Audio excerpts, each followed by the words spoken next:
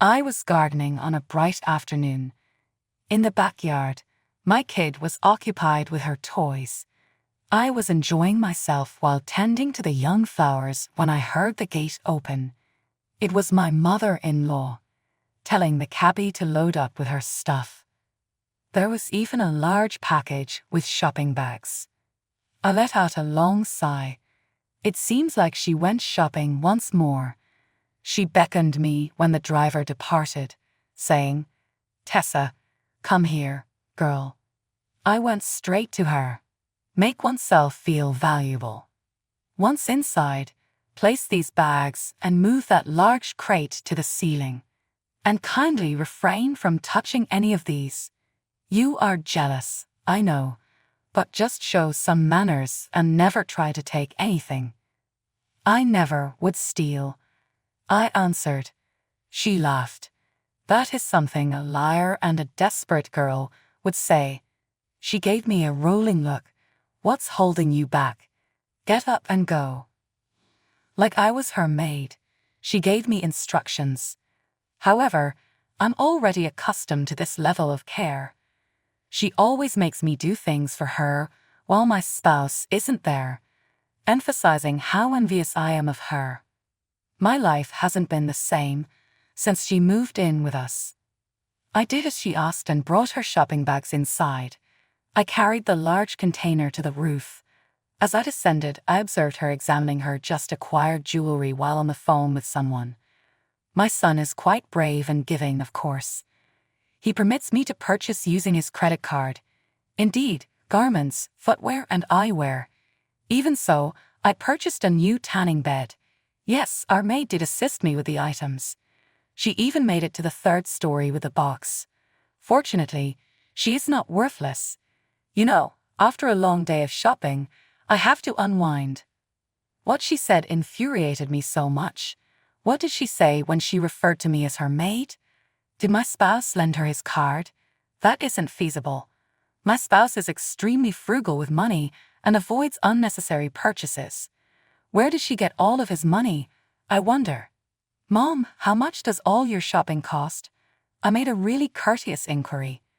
Taking it personally, she moved in my direction. Dear, is that the type of question you asked me? How do you feel about me? Low cost and inadequate. It is not relevant to you.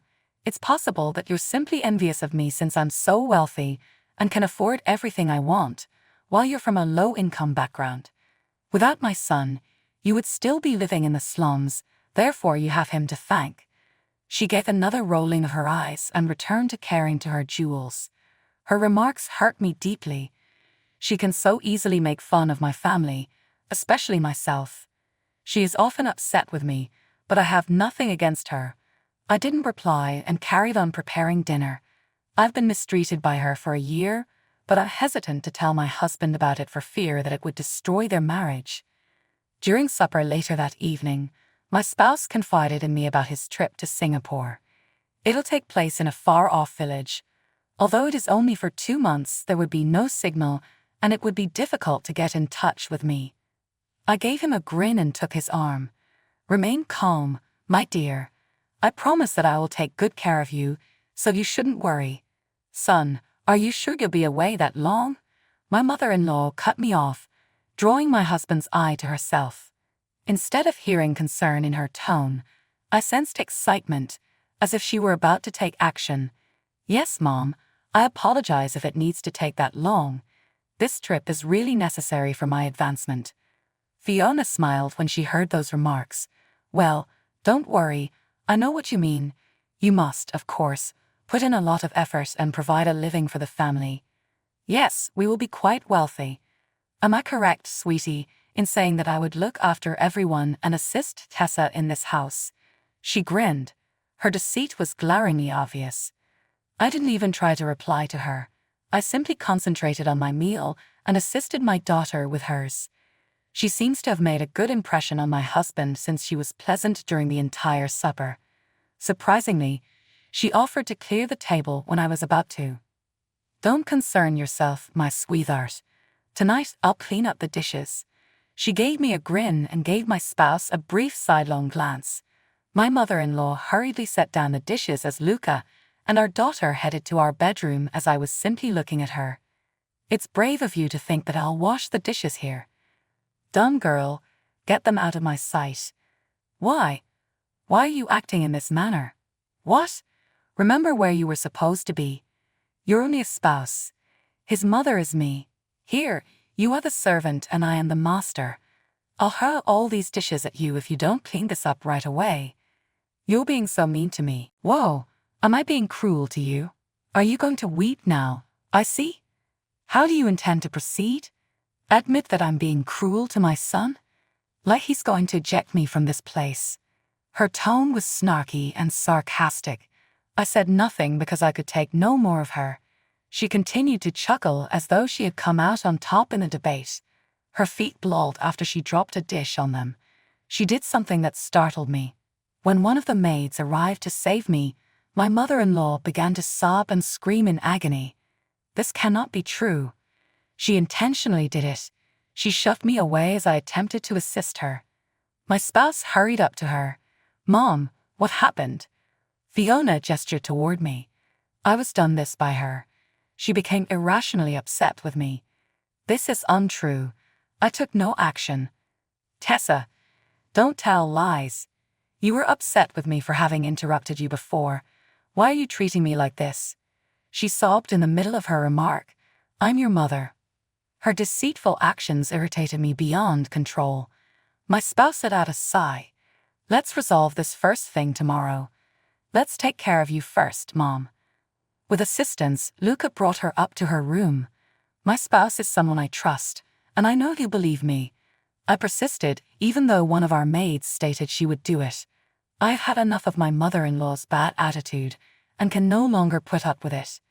I told my spouse the truth about what had really transpired that evening. He was aware of my feelings and considering taking action against his mother's treatment of me.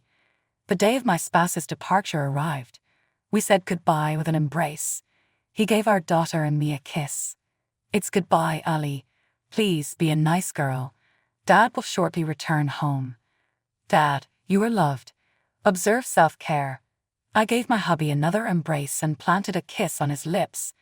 I noticed my mother-in-law engrossed to her phone as we were breaking up. "Oh, Mom, I'm about to go." She regained consciousness upon hearing my spouse's voice. She gave my spouse a hug and grinned.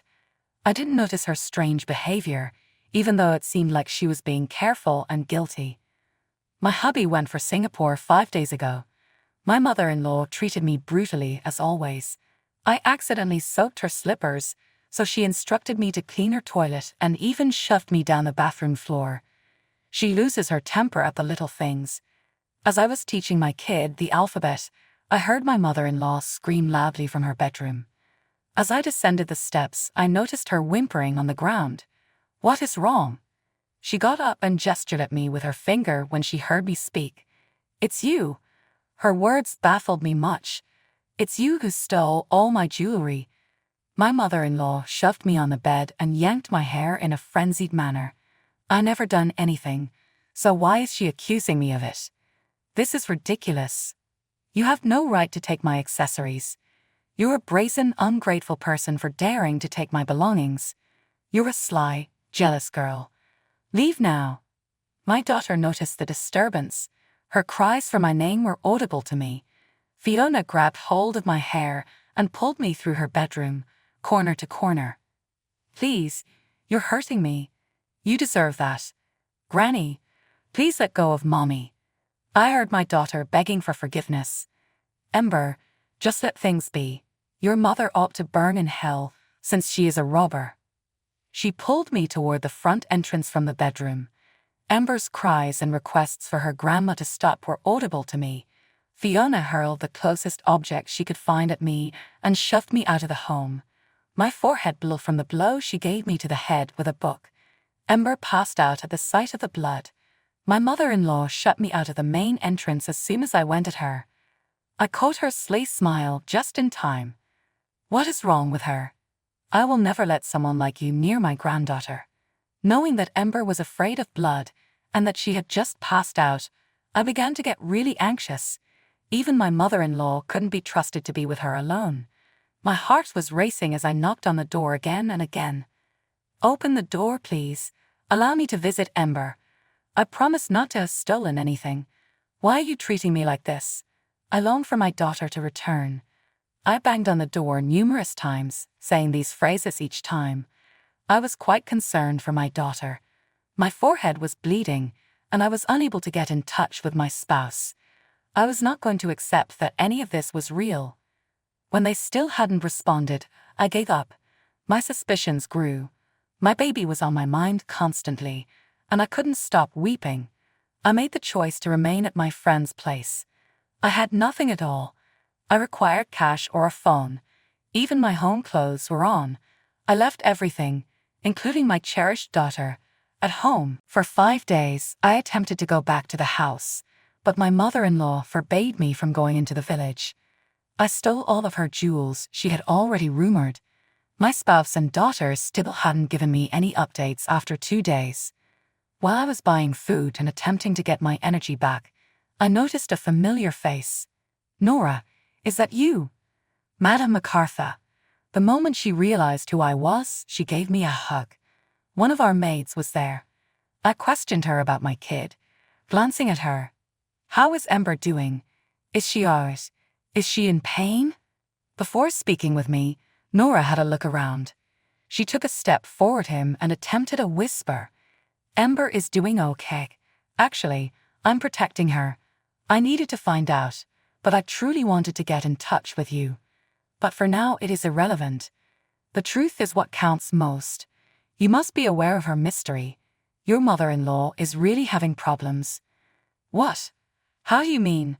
"Man, Fiona has leased a residence. She was beaten in a bet. She obtains her money from there, which she uses to purchase all she desires. Sadly, though, she lost and unintentionally wagered the whole house. She was really terrified, to be honest, with her kid. She is afraid that you could inform your spouse, which is why she wanted you out. Madam, please, you must take action." After hearing what I just did, my heart fell. My concern for my child became even more. My mother-in-law is really wicked. She bet the house, how dare she? She is a moron, and all of my husband's hard work will go to waste. I urged Nora while holding her hand. "You have to assist me, but I'll do something.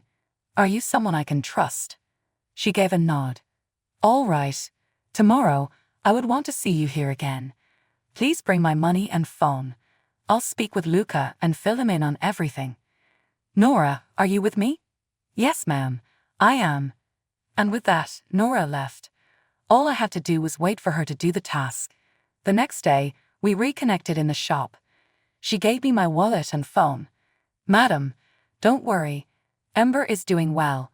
I informed her that you were doing well and that you and Mr. Luca will shortly return home. Thank you so much for your kind heart, Nora." After we split up, I began corresponding with my spouse. He eventually responded after several efforts, and by multiple, I mean nearly a day of phoning and redealing. "Hi there, my dear. Is there a problem?" His voice carried anxiety, which I could detect. The fact that he located a signal place was fortunate. I filled him in on everything. As I told him what had happened, I started weeping. "It's unbelievable that she would do this to you, her family, and me. Remain calm. I promise to return as soon as I can. Her malevolence must end. We'll reclaim our home and Ember." He boarded the quickest flight back home after traveling to the center city. A day later, I was picked up from my friend's house by Luca. Fiona was having a tea party when we got to our place. How daring! Even though our house is about to be rented out to another person, she still has the audacity to throw a party. As soon as we exited our vehicle, Luca put an end to the celebration. "Quit this foolishness. Mother, what are you doing?" Everyone in the backyard, including my mother-in-law, had a look of amazement and bewilderment in their eyes. Ember quickly raced to me after spotting me. She sobbed and gave me a strong embrace. "My dear, you were missed. I apologize for taking so long." Fiona began to approach my husband closely. "So, son, what are you doing here?" "Is that not the question I should be asking you?" I've heard that you accused Tessa of stealing, threw her out of the house, and even stopped her from visiting our kid. And I found even more ridiculous news. You lost all your money on a gambling wager, and now you're so confident you can have a party and spend money. Are you truly that callous? All around me, I could hear whispers. They were waiting for my mother-in-law to respond, staring at her closely. That is untrue. That's who told you. Your spouse. She's playing you like a puppet. She's working against me with you. Her real gift is her ability to put words in my lips. She is a little wicked person. My spouse lost it and banged the closest table. The visitors let out a shocked yell. Mother, stop lying to me. I am fully informed. We know Nora would never mislead us because she told it like it was. I can't believe you can do this to my family and me. You are my mother. My mother-in-law went on her knees and started crying. Son, I apologize. Please, all I want is to continue living the way I do. I want the world to know that even though I'm rich, you still think of me as your mother. The fact that Tessa has it all makes me envious. Please know that I will do all in my power to reimburse you for the house. All right, so starting today, you will be making monthly payments to the house until the lease is cancelled. It needs to be paid within 3 months. But I don't have that vast amount of money. Remember that you're rich, you can make use of your jewels, clothing, and luggage. Right now, where are they? Utilize them to settle your bills. Fiona pleaded once again. Please allow me to adjust. Please don't force me to pay. That is something a liar and a desperate girl would say. When she understood I was referring to the statement she had told me earlier, she sobbed even more. It turned against her. One of the guests got to his feet. Fiona, you never stopped boasting about the possessions you had. And during the whole period, you purchased them from an unlicensed company. One of the guests got up and expressed her opinions. You are truly a terrible person, even if I always assumed you were simply self-centered. You really are the worst. I hope you make new acquaintances because I don't want to be connected to someone as abusive as you. After that, every visitor departed. Fiona begged her son again while crying, but Luca turned cold toward her. Mom, it's over. You must apply what you've learned. Fiona was left alone in the house as well. We gave her till the end of the house's account to settle. She was ultimately lonely and alone because of her rudeness and selfishness.